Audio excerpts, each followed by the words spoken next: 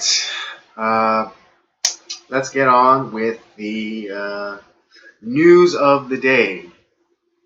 And let's start off with a follow up to last week, and that is Representative Brian Sims.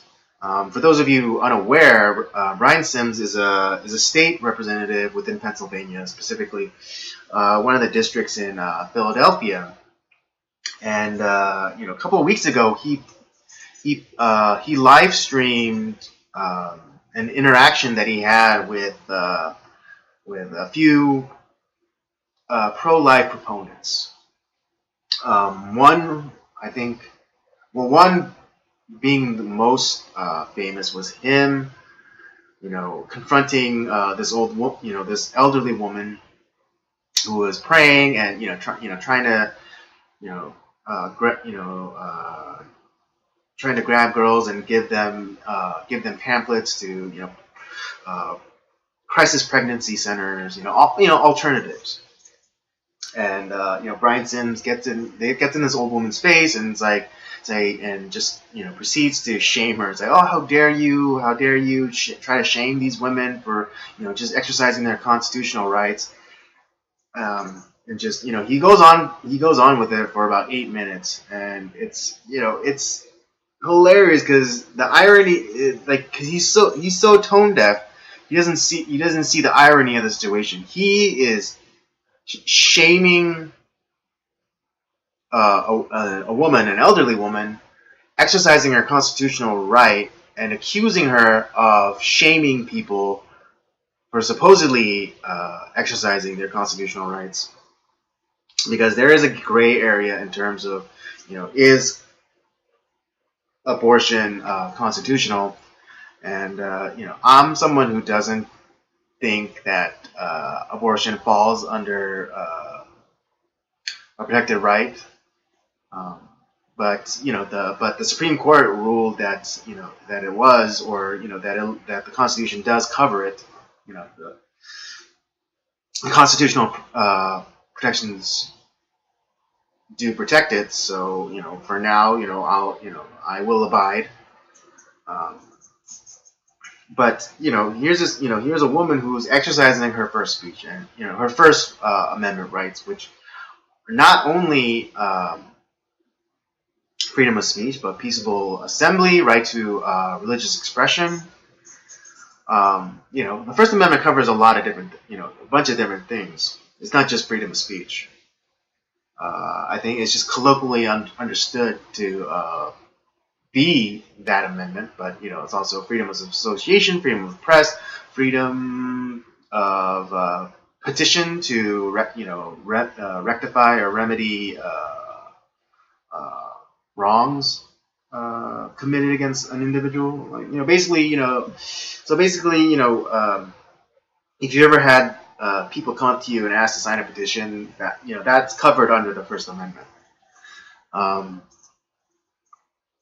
So he harasses this old lady, and is a little bit racist about it too, because he kept mentioning the skin color of the woman, which as white, and say, oh, look at this old white woman shaming people, and and then he was saying oh, we white people, we have so much to make up for, and it's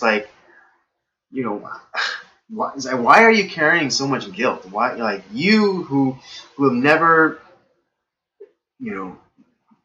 who have never owned a slave, never held a whip as an overseer, why do you carry so much guilt? You didn't do anything wrong.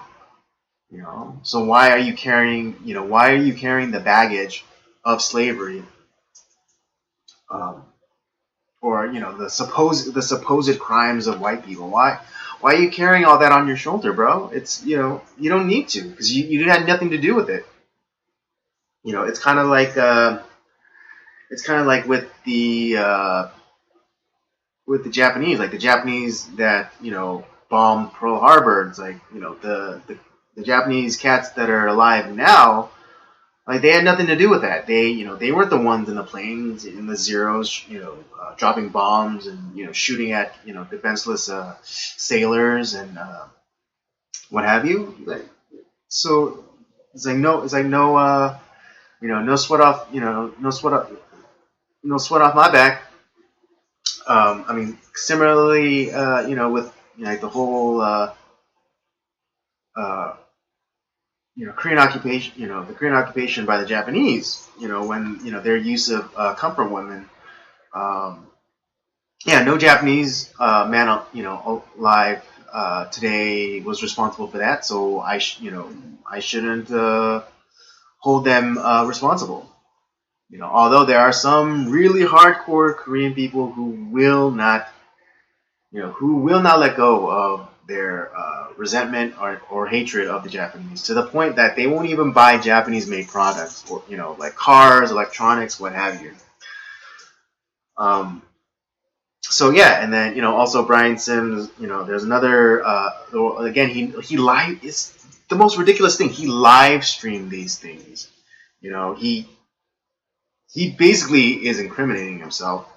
Of course, he'll never face any sort of any kind of justice in that going standing before a judge.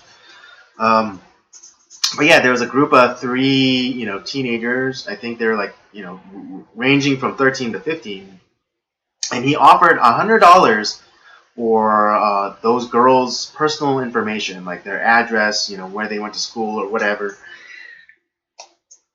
And again, he's like fixated on this idea of race. He's like, "Oh, look at these white people! Look at this!" And then it was hilarious because there was this one, I think Hispanic girl. I don't know.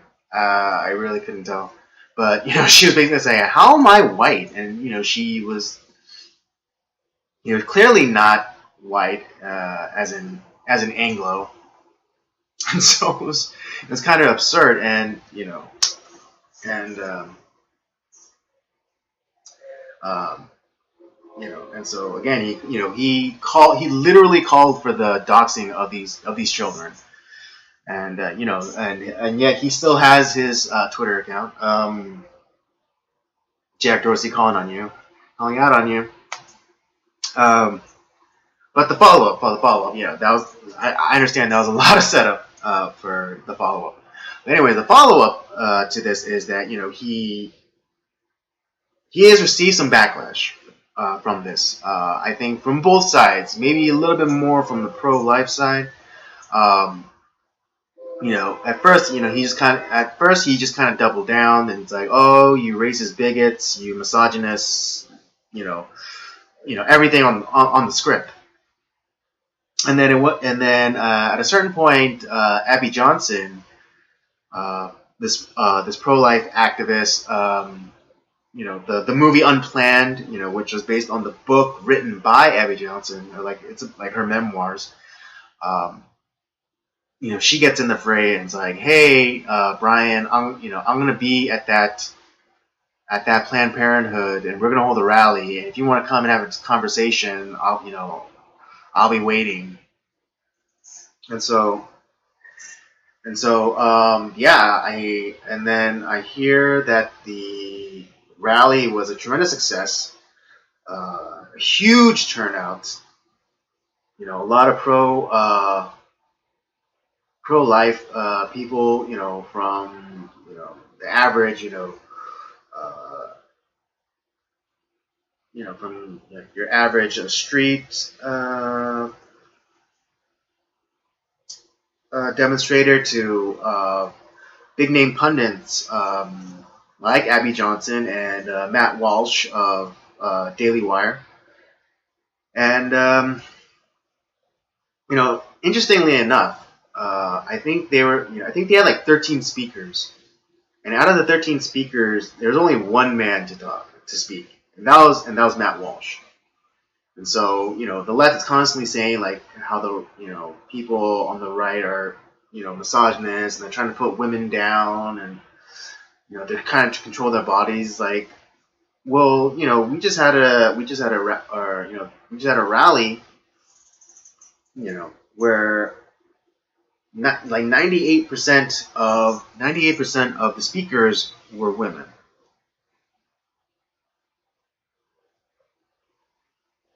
It's just like like one man spoke, and the rest were all women. but of course, you discount them because they're women who don't whose beliefs don't align with yours. And so then, you kind of go into that no true Scotsman fallacy.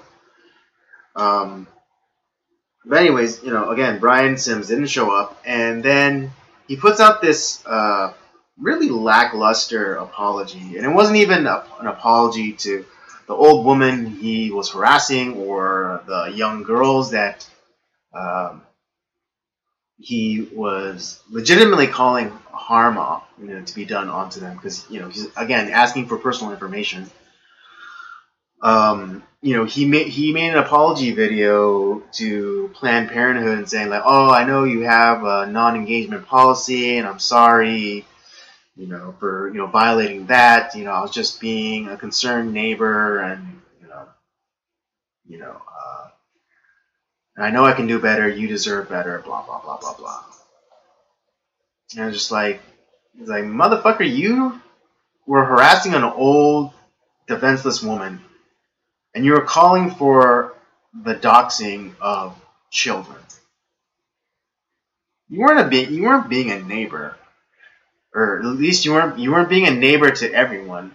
Um, just before I started, I was thinking about this and just like the nature of being a representative, a councilman, or a council person, uh, you know, congressperson, a senator, a president. I was just thinking about it, and it's you're not only representing the people who voted for you or whose beliefs and outlooks that you align with. When you are elected, you have to represent everyone, even the people that didn't vote for you, even the people that whose beliefs don't align with yours. You have to.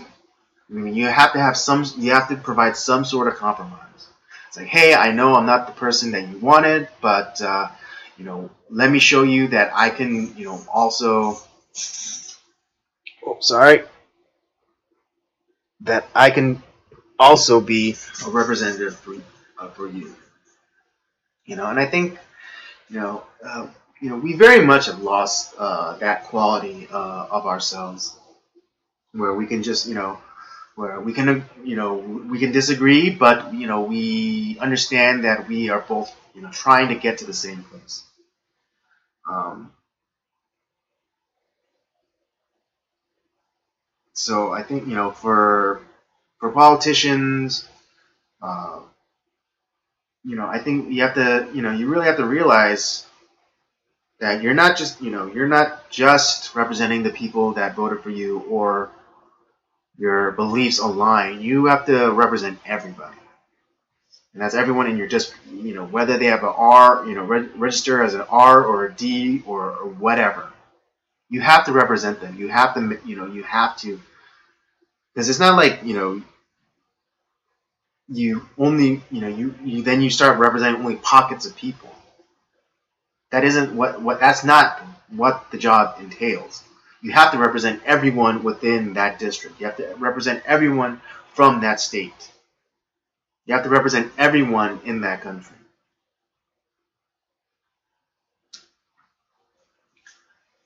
Um, but that's just a little digression um,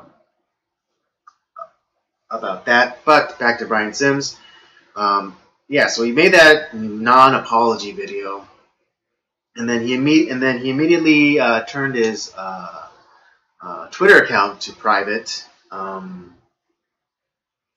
And he wouldn't see anyone that came to his office, to his political headquarters office in Philadelphia, and he actually had police, kind of shoo people away or not confirm that that was his office.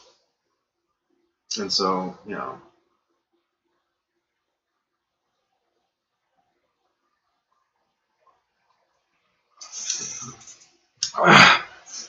so Brian is making bitch moves. So if you really are, if you really think that you're right, then why don't you just engage people? Yeah. I don't understand.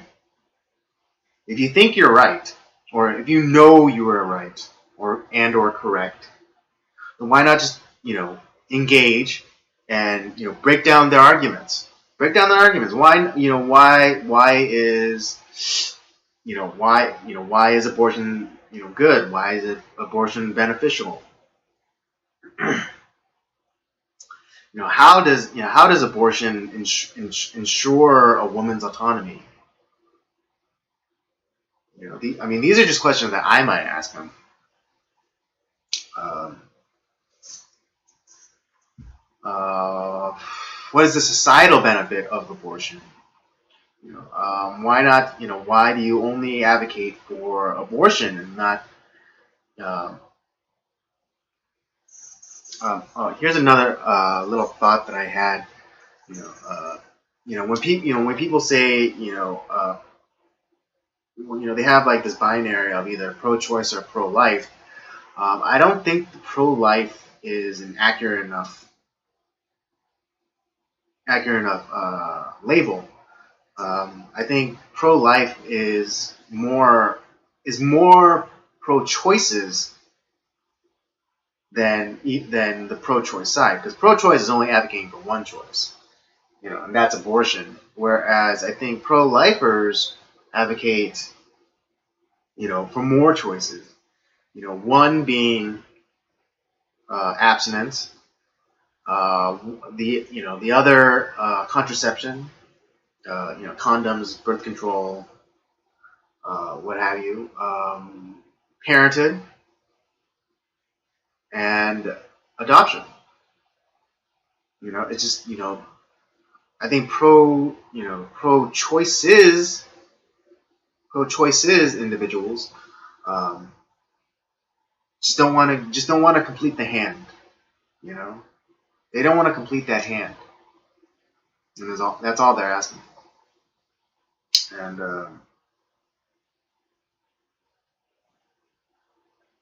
I think there needs to be more dialogue.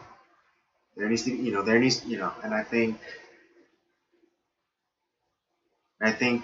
if people came to the table with good faith, I think more constructive, more constructive conversation could be had, more progress can be made. Because I don't remember what the exact number was, but I think a lot of pro-choice people, a lot of pro-choice people aren't pro-baby murder, so they're not pro-late-term abortion. They want, uh, they would, I think a lot of middle of the road pro-choice people are just looking for an early point in the pregnancy to which to abort, and that I can understand completely. But they just have to decide on a point, where pro-life people, they cite the moment of conception, right? That's the point at which they're like, it's a life, no ifs, ands, or buts about it. It's a life, full stop. Nothing. You will not do anything else from that point on. And before pro-choice people were maybe they were at 20 to 24 weeks. But at least that was a line that they are willing to. That was at least a definitive point. But now they're all the way up until birth, or even going by Ralph Northam, the Virginia governor, is like post birth. After if you guys ever saw the radio interview that he gave, or that he as the governor does, I think every month or week. He's like, oh well, we'll give birth to the baby. We'll even resuscitate the baby, and then we'll put the baby. We'll make sure the baby's comfortable, and then we'll meet like the mother and the doctor will have a discussion. And it's like, ugh, it's like one of those things that just makes your skin crawl. And I guess yeah. Yeah, this leads into kind of this is a good. I guess this is a good transition point for the next topic, which is the heartbeat bill. And previously I was talking about the line. And I think pro-life people have come to that kind of what is it that compromise where Georgia being one of the first to adopt this heartbeat bill, where it's like as soon as the fetus has a heart, as soon as the fetal heartbeat is detected, that's the point where you can no longer have abortions. From that point on, and at least that's at least a starting point. That I think that's a pretty decent concession made by people on the pro-life side, and I don't honestly can't think. I honestly can't see why anyone would object to this.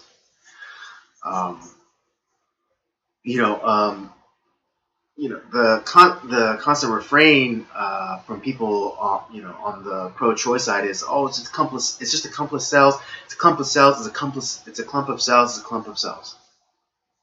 Well, if it has a heartbeat, it can no longer be merely a clump of cells. It has to, it has to be a very complex, it has to be a complex organism then, because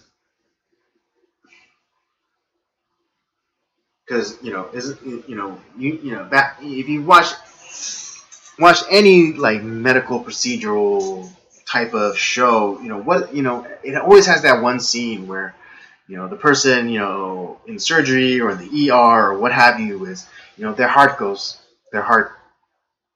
it flatlines. All right, goes beep, and then they spring into action and they inject epinephrine and they get the defibrillator paddles and they go clear and the body convulses and this still the goes beep and then they hit him again. It's like doosh. It's like beep and they hit him one more time and then they hit him one more time with the juice and then boop, boop, boop, boop, boop, boop. It's which indicates that they're alive. Alive. So why is it that we don't apply that same logic to a baby?